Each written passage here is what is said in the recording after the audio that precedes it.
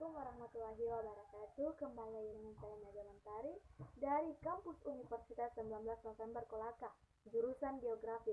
Baiklah, di sini saya akan memberikan sedikit pengetahuan saya tentang materi kurikulum dan pembelajaran. Baiklah, saya akan membahas sedikit demi sedikit poin-poin kurikulum dan konsep dasar pembelajaran. Jika teori berhubungan dengan konsep, maka dalam uraian tentang konsep dasar pembelajaran akan tertuju pada landasan ilmiah pembelajaran. Dalam pembelajaran ada yang dinamakan proses pembelajaran. Proses pembelajaran merupakan suatu upaya yang dilakukan oleh seorang guru atau pendidik untuk membelajarkan siswa yang belajar. Oleh karena itu, guru hendaknya berperan dalam memanfaatasi agar terjadi mental emosional siswa, sehingga kemajuan belajar siswa dapat dicapai dalam proses pembelajaran. Setelah mengalami proses pembelajaran, ada yang dinamakan hasil belajar, sebagai sesuatu yang ditentukan oleh usaha seorang dalam melaksanakan kegiatan belajar.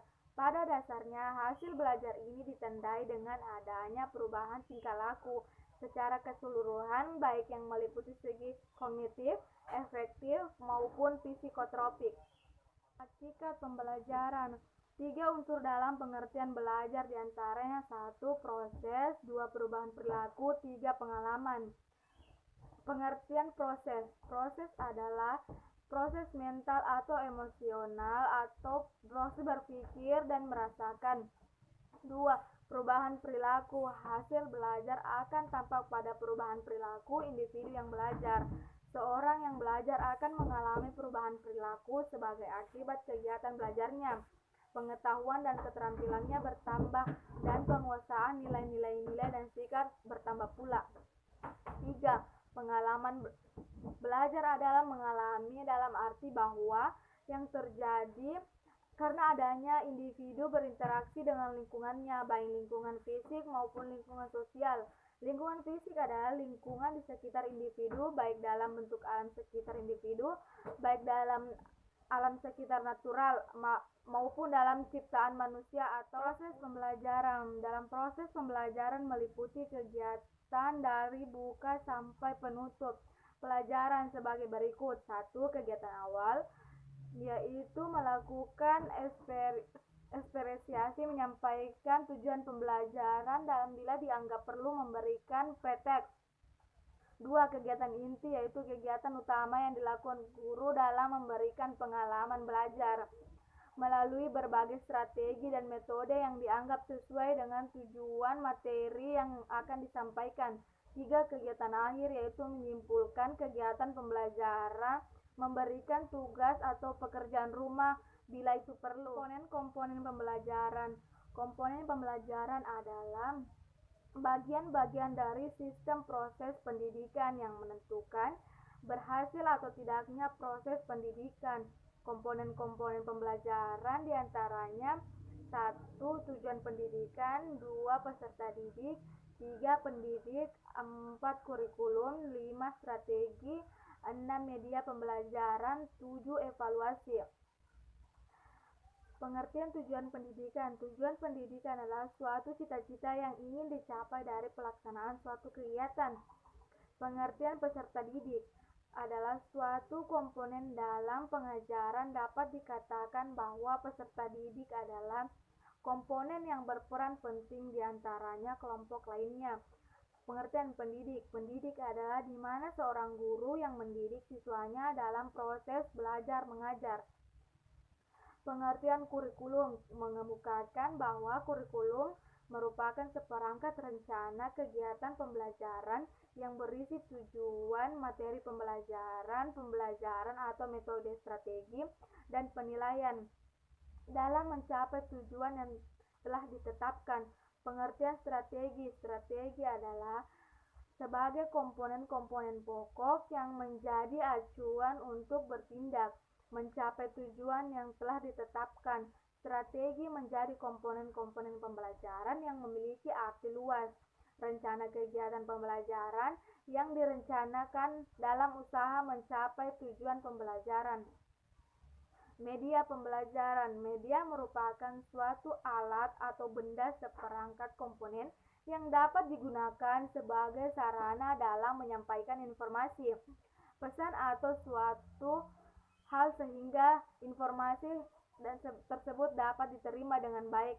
Oleh karena itu, penerima pesan yang dapat pada intinya media berperan dalam permudahan dalam kerja manusia. Sedangkan evaluasi adalah pembelajaran merupakan suatu proses atau kegiatan yang dilakukan secara sistematis, berkelanjutan dan dilakukan secara menyeluruh dan tujuan penjaminan, pengendalian dan penetapan kualitas atau nilai makna dan arti atas berbagai komponen-komponen pembelajaran berdasarkan pertimbangan dan kriteria prinsip pembelajaran. 1. Perhatian dan motivasi. 2. Prinsip keaktifan. 3. Prinsip keterlibatan langsung atau pengalaman. 4. Prinsip pengulangan. 5. Prinsip tantangan. 6. Prinsip balikan atau pengetahuan. 7. Prinsip perbedaan. Pengertian strategi pembelajaran. Istilah model pembelajaran amat dekat dengan pengertian strategi pembelajaran dan dibedakan dari istilah strategi, pendekatan, dan mode pembelajaran. Istilah mode pembelajaran mempunyai makna yang lebih luas daripada suatu strategi, metode, dan teknik. Sedangkan istilah strategi awal mulanya dikenal dalam dunia militer, terutama terkait dengan perang atau dunia olahraga. Namun demikian makna tersebut meluas tidak hanya pada dunia militer atau olahraga saja, akan tetapi di bidang ekonomi, sosial, dan pendidikan. Menurut Rusli Effendi 1980, istilah strategi, metode pendekatan, dan teknik didefinisikan sebagai berikut. 1. Strategi pembelajaran. 2. Pendekatan pembelajaran. 3. Metode pembelajaran. 4. Teknik mengajar. Pengertian strategi pembelajaran adalah seperangkat kebijakan yang terpilih yang telah dikaitkan dengan faktor yang menentukan warna atau strategi tersebut. Dibagi menjadi beberapa. 1. Memiliki materi pelajaran atau guru. 2. Menyaji materi pelajaran perorangan atau kelompok. Belajar mandiri. 3. Cara menyajikan materi pelajaran atau individu, deduktif, analisis atau sintesis, normal dan non-formal. 4. Sasaran penerima materi pembelajaran atau kelompok perorangan, heterogen atau homogen. Pengertian pendekatan pembelajaran. Jalan atau arah yang ditempuh oleh guru atau siswa dalam mencapai tujuan pembelajaran dilihat bagaimana materi disajikan. Misalnya memahami suatu prinsip dengan pendekatan induktif atau deduktif. Metode pembelajaran adalah cara mengajar secara umum yang dapat diterapkan pada suatu mata pelajaran, misalnya mengajar dengan ceramah, ekspository, tanggung jawab, penemuan terbimbing, atau dan sebagainya. Pengertian teknik mengajar adalah penerapan secara khusus atau metode pembelajaran yang telah disesuaikan kemampuan dan kebiasaan guru, ketersediaan media pembelajaran, serta kesiapan siswa, misalnya teknik mengajar, perkalian dan penjumlahan. Pengertian teori menurut para ahli. 1. Dorin dan kawan-kawan 1990. Teori menyediakan sebuah penjelasan umum atas suatu observasi, penjelaskan dan memprediksi perilaku, bisa didonifikasi dan memiliki kebenaran relatif untuk dites. 2. Moven 1984 berguna untuk tujuan-tujuan berikut. Dibagi menjadi beberapa. 1. Memberikan pola interpretasi data. 2. Menghubungkan satu kajian dengan kajian lainnya. 3. Menawarkan kerangka kerja sehingga konsep dan variabel mendapatkan signifikasi yang khusus. 4. Memandu menginterpretasikan makna yang lebih luas dari temuan bagi diri dan lainnya. Pengertian pembelajaran merupakan proses kegiatan belajar mengajar yang juga berperan dalam menentukan keberhasilan belajar siswa. Teori pembelajaran adalah teori yang menawarkan panduan eksplisit bagaimana membantu orang belajar dan berkembang lebih baik. Jenis belajar dan pengembangan mencangkup aspek kognitif, emosional, sosial, fisikal, dan spiritual. Proses pembelajaran adalah proses yang di dalamnya terdapat kegiatan interaksi antara guru, siswa, dan komunikasi timbal balik yang berlaku secara situasi edukatif untuk mencapai tujuan belajar. Ada beberapa teori pembelajaran. 1. Teori behavioristik. 2. Teori kognitivisme. 3. Teori humanistik. 4. Teori konstruktivistik.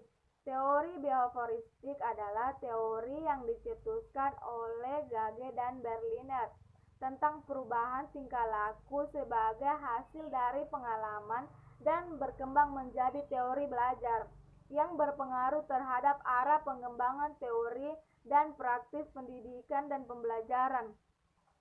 Teori humanistik adalah teori humanistik menerangkan bahwa belajar harus dimulai dan ditujukan untuk kepentingan memanusiakan manusia itu sendiri, sifatnya lebih abstrak dan lebih mendekati bidang kajian filsafat. Teori kepribadian dan psikotropik dari bidang kajian psikologi belajar sangat meningkatkan isi yang pelajari daripada proses pembelajaran itu sendiri, serta lebih banyak berbicara tentang konsep-konsep pendidikan. Teori konstruktivistik merupakan metode pembelajaran yang lebih menekankan pada proses dan kebebasan dalam menggali pengetahuan serta upaya yang mengonstruksi pengalaman, memberikan keaktifan siswa untuk belajar menentukan sendiri kompetensi pengetahuan atau teknologi yang diperlukan guna mengembangkan menciptakan lingkungan belajar yang produktif. Teori kognitivisme adalah teori belajar di sebuah proses mental yang aktif untuk mencapai, meningkatkan, menggunakan pengetahuan. Pengertian pendekatan. Pendekatan adalah sebuah visi dan pola pikir seorang pendidik pada aktivitas pelajar yang di mana visi tersebut dipakai untuk membuat lingkungan belajar yang ideal sesuai dengan apa yang diinginkan pendidik. Lingkungan ideal tersebut diharapkan mampu membuat kompetensi dasar bisa berakhir dengan proses belajar bisa berjalan dengan baik. Pendekatan belajar itu sendiri memiliki dua klasifikasi umum, yakni 1. Student center approach, yang berarti pendekatan pembelajaran yang berpusat pada peserta didik atau siswa. 2. Teacher, yang berarti pendekatan pembelajaran yang berpusat pada pendidik atau guru. Karena karakter klasifikasi ini umum, sehingga pada pendekatan pembelajaran tergantung beberapa hal, yaitu membimbing, mencipta, memberdayakan, dan hal tersebut merupakan dasar dari model pembelajaran yang terdiri dari bagian teori. Macam-macam pendekatan. Pada teori tersebut, pendekatan membelajar terdiri dari dua jenis macam dan berikut macam-macam pendekatan pembelajaran beserta penjelasannya. Pendekatan pembelajaran ini juga bisa menunjukkan pada keberlangsungan dari kurikulum 2013 dan versi, yakni pendekatan konseptual, pendekatan konstruktivisme, pendekatan deduktif, pendekatan induktif, pendekatan konsep, pendekatan proses, pendekatan open-ended, pendekatan saintek, pendekatan realistik, pendekatan sains, teknologi, dan masyarakat. Berikut penjelasannya. Konseptual adalah pendekatan belajar yang inisiatif guru untuk bisa mengembangkan belajar yang dihubungkan dengan kondisi di lingkungan sehari-hari siswa. Guru juga bisa mendorong para siswa untuk bisa mengaitkan pengetahuan yang telah didapat dengan dipraktikkan pada kehidupan sehari-hari. Syarat-syarat agar siswa bisa dapat memahami pendekatan konseptual adalah siswa perlu diajari kegunaan hakikat belajar dan cara untuk mencapai sebuah tujuan. Adanya masyarakat tersebut, siswa sadar dengan apa yang mereka pelajari dan manfaat di kehidupan sehari-hari. Pendekatan ini memiliki landasan sendiri agar bisa dilaksanakan dengan baik. Di antaranya adalah konstruktivisme, bertanya, kelompok belajar, meneliti, evaluasi, dan pengukuran. Sedangkan pendekatan konstruktivisme adalah pendekatan memiliki fokus sendiri dalam belajar, yakni pembangunan level keaktifan siswa berguna agar siswa bisa membangun dan mengutarakan gagasan yang diterapkan di dunia nyata. Fungsi guru pada pendekatan ini adalah sebagai pengarah kebijakan dalam aktivitas pembelajaran yang dilakukan siswa. Bisa dikatakan bahwa pendekatan konstruktivisme adalah aktivitas belajar yang memfokuskan pada keikutsertaan pengalaman langsung dalam aktivitas belajar. Pendekatan deduktif. Pendekatan ini aktivitas berpikir menggunakan logika untuk menyelesaikan masalah selanjutnya, membuat kesimpulan pada penggunaan penalaran deduktif untuk penyelesaian masalah yang rumit.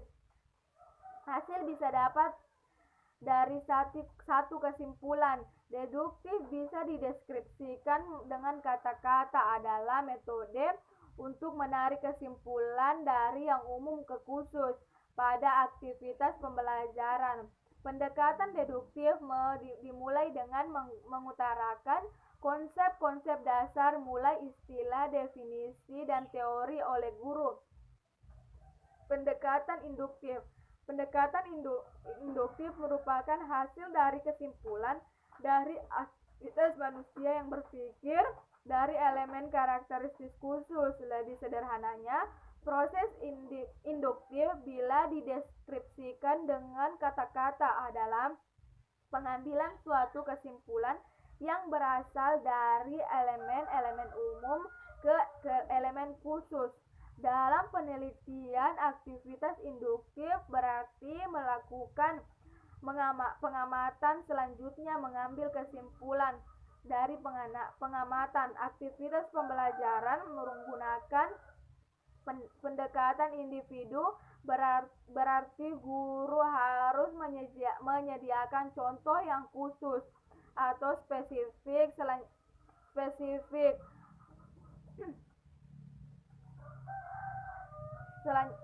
atau aturan hukum.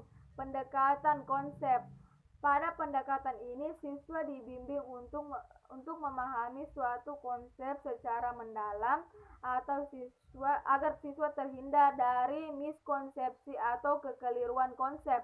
Arti konsep itu sendiri adalah penggolongan yang mempunyai karakter, sifat, dan ciri yang sama. Konsep bisa didapat dari hasil penelitian dan pengalaman. Pendekatan konsep aktivitas pembelajaran bisa berupa penyajian langsung konsep kepada siswa tanpa mereka tahu cara bagaimana pendekatan konsep tersebut, sehingga materi yang diberikan adalah materi yang telah jadi. Pendekatan proses adalah aktivitas yang belajar yang berfokus pada siswa untuk bisa menjiwai suatu proses pembangunan yang menentukan konsep yang menjadi landasan bagus untuk keterampilan proses. Pendekatan ini sangat fokus pada cara sebuah proses, bukan pada hasil. Saat implementasi pendekatan ini juga siswa dituntut untuk memahami suatu proses. Manfaat dari pendekatan proses adalah agar siswa dapat mengembangkan daya pikir serta meningkatkan daya psikomotor. Pendekatan open-ended. Pendekatan open-ended adalah masalah atau soal yang dirancang yang bisa memiliki banyak jawaban yang benar. Pada aktivitasnya, pendekatan open-ended memiliki misi utama yakni menekankan siswa agar tahu proses jawaban yang bisa didapat. Pelaksanaannya yang bisa dilakukan pendekatan open-ended pada aktivitas pembelajaran adalah siswa bisa membuat metode dengan cara yang bervariasi ketika akan menjawab sebuah persoalan atau masalah. Dengan pendekatan open-ended ini, siswa bisa terinovatif untuk meningkatkan kapasitas berpikir mereka dengan jawaban dan penemuan baru. Selain itu, pendekatan ini juga bisa meningkatkan daya kreativitas siswa dan mindset dengan cara problem pasif secara sinkron. Pendekatan saintek merupakan aktivitas belajar yang disiapkan agar siswa dapat aktif membangun sebuah keterampilan pengetahuan dan dengan cara observasi. Bertanya, menalar, mengumpulkan data, peneliti, dan menyimpulkan. Pendekatan atau ilmiah tidak selalu bisa diterapkan dalam berbagai materi atau kondisi karena pada prosesnya pendekatan ini harus terdapat nilai dan sifat yang telah tersusun matang untuk pendekatan saintek. Pendekatan realistik adalah berawal dari setelah siswa mengatasi masalah yang sudah ada. Dengan mengatasi masalah, siswa akan terbangun untuk bisa mengatasi berbagai masalah. Hal tersebut merupakan awal mula permukaan realistik atau RME atau Realistic Mathematics Education. Merupakan pendekatan yang fokus pada hal yang nyata atau realistis untuk siswa. Pendekatan ini siswa juga mengimplementasikan beberapa aktivitas yang diperlukan pada keterampilan proses, diskusi, dan kerjasama. Lebih bagus lagi, siswa juga bisa membuat argumen dengan siswa lainnya yang bermanfaat untuk meningkatkan belajar mandiri. Sumber yang bisa didapatkan dalam pendekatan realistis adalah masalah di kehidupan nyata atau sehari-hari, sehingga konstruksi siswa implementasi bisa berjalan dengan baik. Pendekatan sains, teknologi, dan masyarakat. Pendekatan ini yang disingkat menjadi STM ini adalah kombinasi dari keterampilan proses, pendekatan konsep, inquiry, pendekatan lingkungan, dan discovery.